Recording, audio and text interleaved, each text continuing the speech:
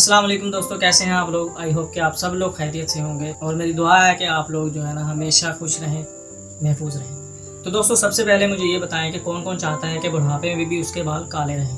مجھے پتہ ہے آپ سب لوگ یہی چاہتے ہوں گے، میں بھی یہی چاہتا ہوں کہ میرے بھی بال جو ہیں بڑھاپے میں کالے رہیں۔ تو دوستو، آج میں ایک بہت ہی زبردست نسخہ لے کر آیا ہوں اس حوالے سے۔ یہ جو نسخہ ہے آپ کو استعمال کرنا ہے، اور اس نسخے کو استعمال کرنے سے آپ کے بال ہمیشہ کے لیے مستقل طور پر کالے ہو جائیں گے، اور ساتھ ہی ساتھ آپ کی صحت بھی برقرار رہے گی۔ یہ بہت زبردست چیز ہے۔ اس کو ہم نے آج کی جو ویڈیو ہے اس میں آپ کو کسی تیل کے بارے میں نہیں بتاؤں گا کہ ہم تیل لگائیں گے تو آپ کے بال کالے ہو جائیں گے، نہیں۔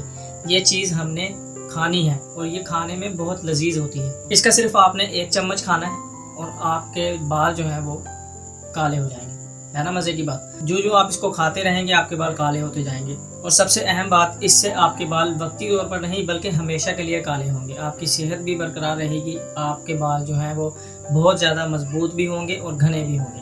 تو میں آپ کو دیر نہیں کرواؤں گا، ویڈیو شروع کرتے ہیں۔ نسخہ کیا ہے، کیسے بنانا ہے، کیا استعمال کرنا ہے، چلے میں آپ کو بتاتا ہوں۔ دوستو، سب سے پہلے آپ نے ہرڑ کا مربع لینا ہے، چاہے چھوٹی ہرڑ ہو یا بڑی ہرڑ، اس سے کوئی فرق نہیں پڑتا، جو بھی آپ کو ملے وہ آپ لے سکتے ہیں۔ یہ آپ کو ہربل اسٹور سے آسانی سے مل جائے گی۔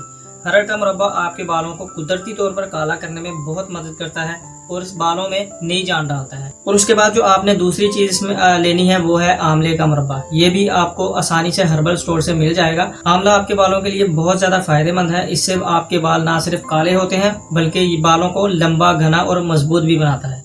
اب آپ نے کیا کرنا ہے، صبح شام 1 دانہ آملے کے مربے کا لینا ہے اور 1 دانہ ہرڑ کے مربے کا لینا ہے۔ ان دونوں کو آپ نے کھا جانا ہے۔ دوستو، یہ دونوں مربے کھانے میں بہت لذیذ ہوتے ہیں، تو اس لیے آپ نے اسے آرام سے مزے کے ساتھ اور چبا کر کھانا ہے۔ اور اس کو کھا لینے کے بعد آپ نے آدھے گھنٹے بعد تقریباً ناشتہ کرنا ہے۔ ناشتہ کرنے کے بعد یہ جتنی مقدار میں نے آپ کو بتائی ہے اس کا کوئی سائیڈ ایفیکٹ نہیں ہے، لیکن جو شوگر کے مریض ہیں اور بلڈ پریشر کے مریض ہیں وہ اس نسخے کو استعمال نہیں کریں گے، کیونکہ یہ نسخہ صرف دوسرے لوگوں کے لیے ہے جن کو شوگر کا کوئی مسئلہ نہیں ہے، بلڈ پریشر کا کوئی مسئلہ نہیں ہے، وہ لوگ اس کو استعمال کر سکتے ہیں۔ اور باقیوں کے لیے یہ نسخہ آپ کے بالوں کو جڑ سے کالا کرے گا، مضبوط کرے گا اور گھنا کرے گا۔ تو دوستو، یہ تھی آج کی ویڈیو۔ اگر آپ کو ویڈیو پسند آئی ہو، یہ نسخہ پسند آیا ہو، تو اس کو زیادہ سے زیادہ شیئر کریں اپنے دوستوں کے ساتھ، رشتہ داروں کے ساتھ اور اپنے بھائیوں کے ساتھ۔ زیادہ سے زیادہ اس کو شیئر کریں۔ ویڈیو کو لائک کرنا مت بھولیں، چینل کو سبسکرائب کرنا مت بھولیں، اور اسی طرح کی ویڈیو میں لاتا رہوں گا، روز لاتا رہوں گا انشاءاللہ۔ تو مجھے سپورٹ کریں، چینل کو سبسکرائب کر کے بیل آئیکن پریس کر دیں۔ ملتا ہوں آپ سے کل کی ویڈیو میں، تب تک اپنا خیال رکھیں، مجھے اجازت دیں، اپنے آس پاس صفائی رکھیں۔ اللہ حافظ۔